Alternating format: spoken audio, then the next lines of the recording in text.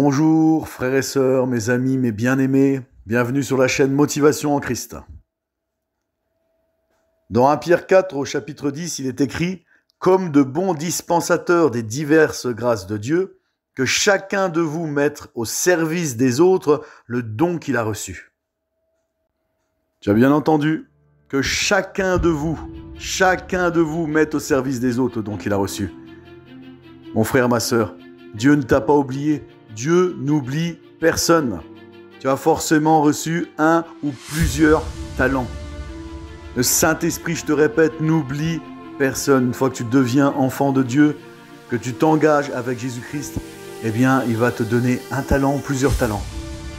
Et ce talent ou ces plusieurs talents, tu dois les mettre au service des autres. Mais ce que Dieu fait pour nous, c'est magnifique. Ça donne un sens et un but à ta vie. Et les autres, ça veut dire que les autres ont besoin de toi. Le monde, mon frère, ma sœur, a besoin de toi. Le monde qui t'entoure. Tous ceux et celles que Dieu placera sur ton chemin, que ce soit dans ton travail, que ce soit tes voisins, des amis, des connaissances. Une fois que tu donnes ta vie à Dieu, je dis toujours, il n'y a pas de hasard. Et le monde autour de toi a besoin de toi, a besoin de tes talents, mon frère, ma sœur. Et c'est pas moi qui le dis, c'est la parole qui le dit. Que chacun de vous mette au service des autres le don qu'il a reçu. Tu mets au service des autres le talent que tu as reçu. Eh bien, ils ont besoin de ce service de ta part. On ne reçoit jamais des dons ou des talents pour soi-même, mais on le reçoit pour être un canal pour les autres. Et rappelle-toi que le Seigneur Jésus-Christ a dit « Il y a plus de plaisir à donner qu'à recevoir ».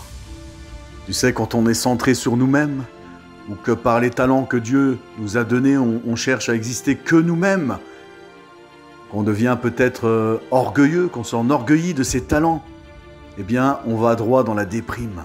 Parce qu'on finira toujours par être mal si on pense comme ça.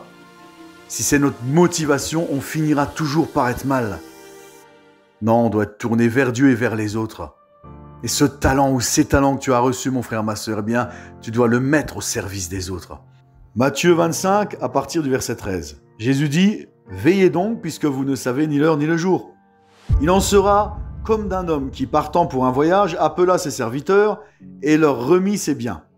Il donna 5 talents à l'un, 2 talents à l'autre, et au troisième, il lui donna 1 talent, chacun selon sa capacité. À chacun selon sa capacité. Et il partit. Aussitôt, celui qui avait reçu 5 talents s'en alla, les fit valoir, il gagna 5 autres talents. Le deuxième, pareil, il va gagner 2 autres talents. Mais celui qui n'en a reçu qu'un, lui, qu'est-ce qu'il va faire? Il va faire un creux dans la terre, il va cacher l'argent de son maître.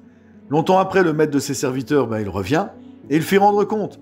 Celui qui avait reçu les 5 talents s'approcha et lui dit « Voici mon maître, tu m'as donné 5 talents, j'en ai gagné 5 autres. » Son maître lui dit « C'est bien, bon et fidèle serviteur, tu as été fidèle en peu de choses, je te confierai beaucoup, entre dans la joie de ton maître. » Là, c'est « Entre dans le royaume de Dieu, bon et fidèle serviteur. » Et ça va être pareil avec le deuxième. Il a gagné 2 autres talents et Dieu va lui dire « Entre dans la joie de ton maître. » Mais celui qui n'avait reçu qu'un talent s'approcha et dit « Seigneur, je sais que tu es un homme dur et que tu moissonnes où tu n'as pas semé et que tu amasses où tu n'as pas vanné.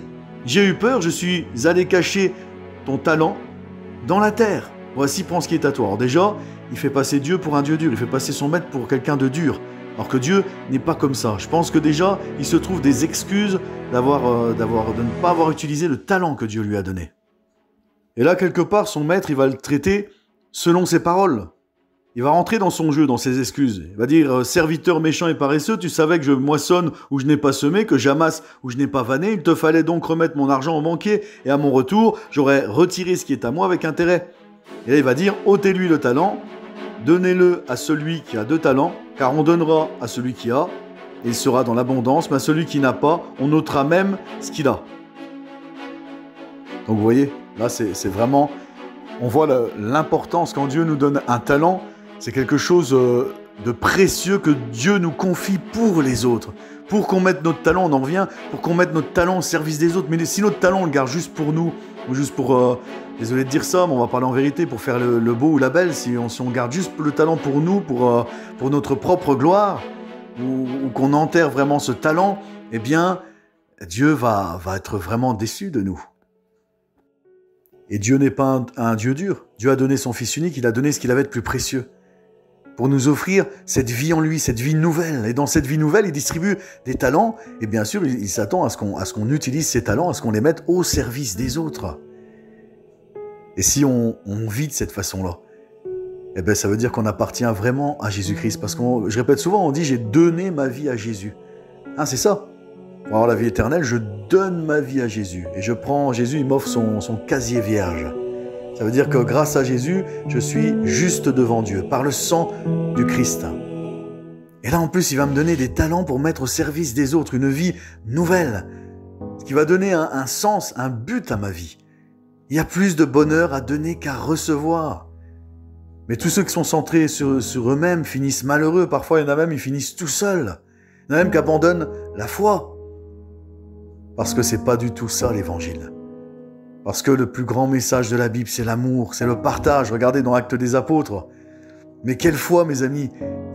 Dès qu'ils se sont convertis, mais les choses de la terre ont perdu leur brillance, j'ai envie de dire. Ont perdu leur intérêt.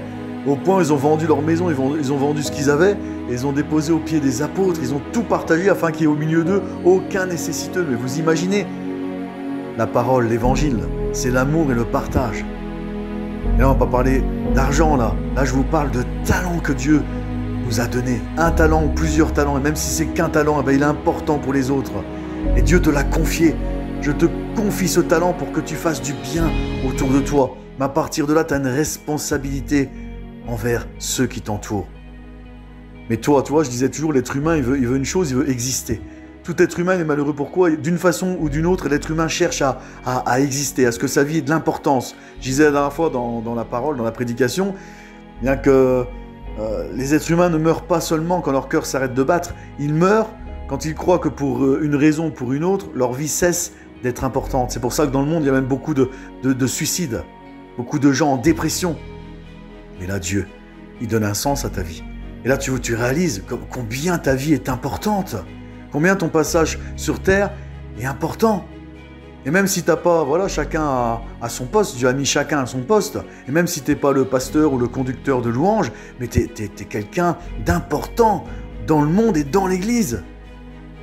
Le corps du Christ, tout le corps, à un moment c'est écrit, l'œil ne peut pas dire au pied, je n'ai pas besoin de toi, ni le pied dire à l'œil, je n'ai pas besoin de toi.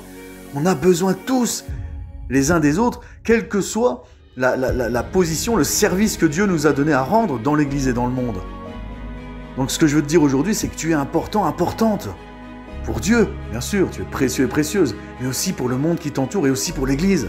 Tu as un rôle à jouer. Je ne sais pas c'est quoi ce rôle, Dieu le sait et Dieu va te le révéler.